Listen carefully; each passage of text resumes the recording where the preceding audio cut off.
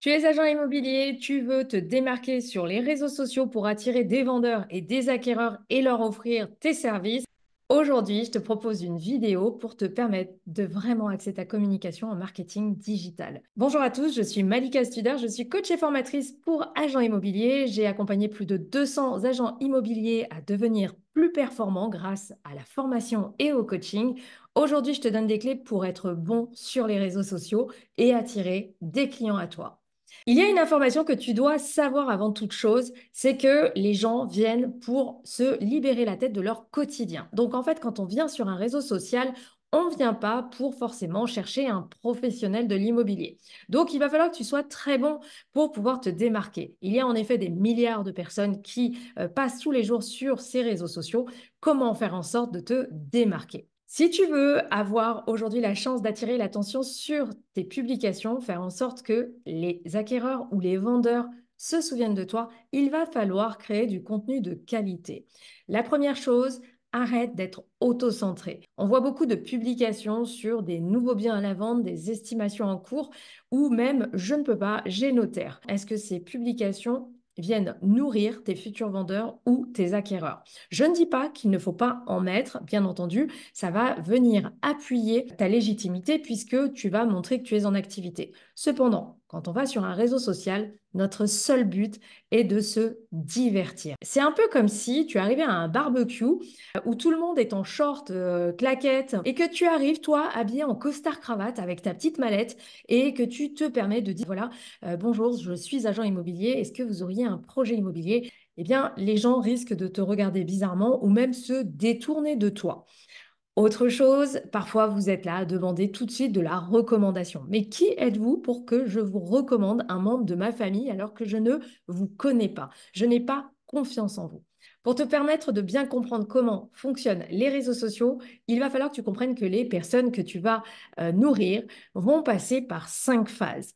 Les 5 phases, elles sont claires. La première, c'est nommer, donc c'est savoir qui vous êtes. Tant que la personne ne vous connaît pas, bien forcément, elle ne vous recommandera pas. Donc déjà, il va falloir être visible. Si vous n'êtes pas visible et que vous mettez que des publications, on ne pourra pas mettre un visage sur votre nom et ça crée moins de liens.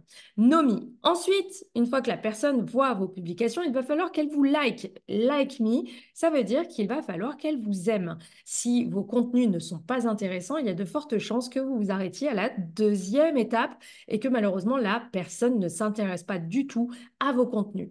La troisième étape, c'est Follow Me. Donc, elle décide de vous suivre. Votre contenu est intéressant, vous apportez de la valeur et là, la personne se dit, ça vaut le coup, je vais m'inscrire et vous allez voir que cette nouvelle personne vous suit. C'est très important, cette troisième étape, pour pouvoir gagner la confiance des clients. Ensuite, Trust Me, m'accorder la confiance. À partir du moment où la personne commence à vous suivre, elle va vouloir voir dans le temps si vous êtes quelqu'un de régulier, de professionnel et si réellement vous êtes la personne pouvant l'accompagner dans son projet ou en tout cas pour une personne de son entourage. Donc, il va falloir gagner la confiance de votre client.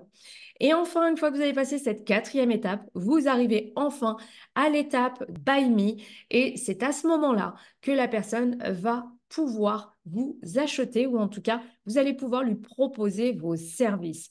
Alors, quand on voit beaucoup de posts sur lesquels vous proposez directement de venir estimer un bien à toutes ces personnes qui sont sur les réseaux sociaux et qui ne vous connaissent pas, eh bien, posez-vous la question, ai-je bien respecté les 5 phases nécessaires pour entrer dans la vie de ces personnes?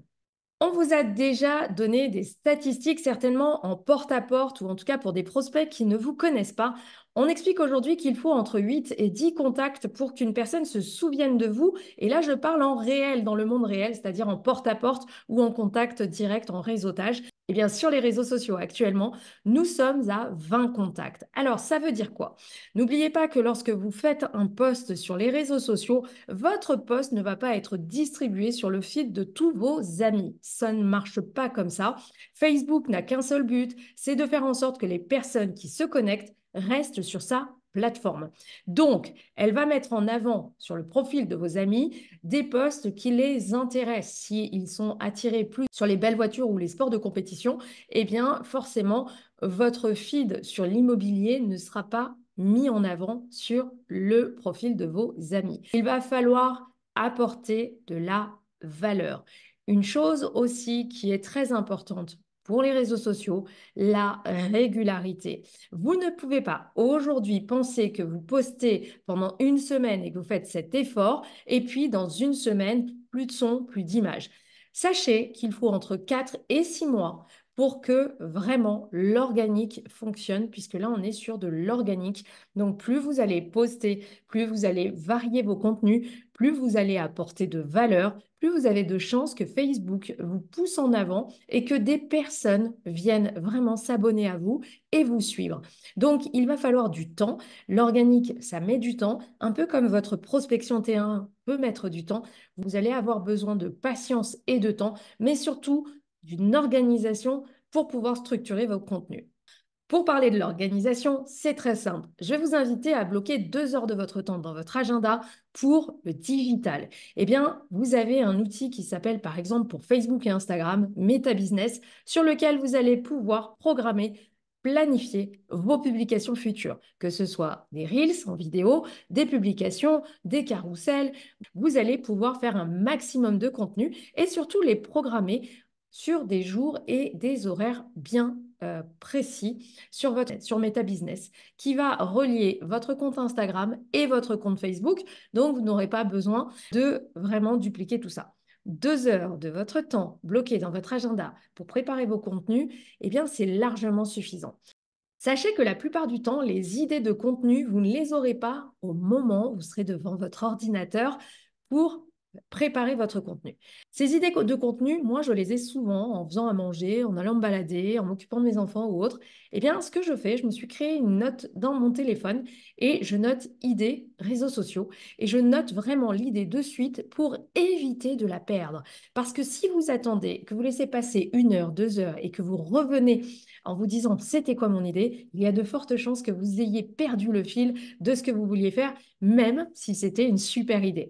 Donc prenez le temps de vous créer une note et de rentrer dans cette note toutes vos idées. Ce qui vous permettra le jour J d'arriver devant votre ordinateur et de vous permettre de préparer des posts de qualité et surtout de ne pas perdre de temps puisque vous aurez déjà l'idée, voire même le contenu, la photo et vous n'aurez plus qu'à programmer et vraiment diversifier. Mon conseil, c'est apporter de la valeur. Plus vous me donnerez de valeur, plus j'aurai envie de vous suivre. N'hésitez pas à faire des posts pour les vendeurs, pour les acquéreurs, des posts sur les diagnostics, expliquer les diagnostics par exemple, l'importance des petits détails, parler de vos services, mais en apportant de la valeur à vos followers, aux personnes qui vous suivent sur les réseaux sociaux. Enfin, si vous voulez aller plus loin et trouver des mandats de qualité, je vous invite à mon webinaire qui se tient ce dimanche à 18 h, durant lequel je vais vous donner des clés vraiment pour rentrer des mandats de qualité sans forcément vous essouffler, quelle que soit la conjoncture et surtout sans sacrifier votre vie privée. J'espère que ces conseils vont vous permettre d'être meilleur encore sur les réseaux sociaux. N'hésitez pas à liker, à vous abonner et à partager. Quant à moi, je vous dis à très bientôt.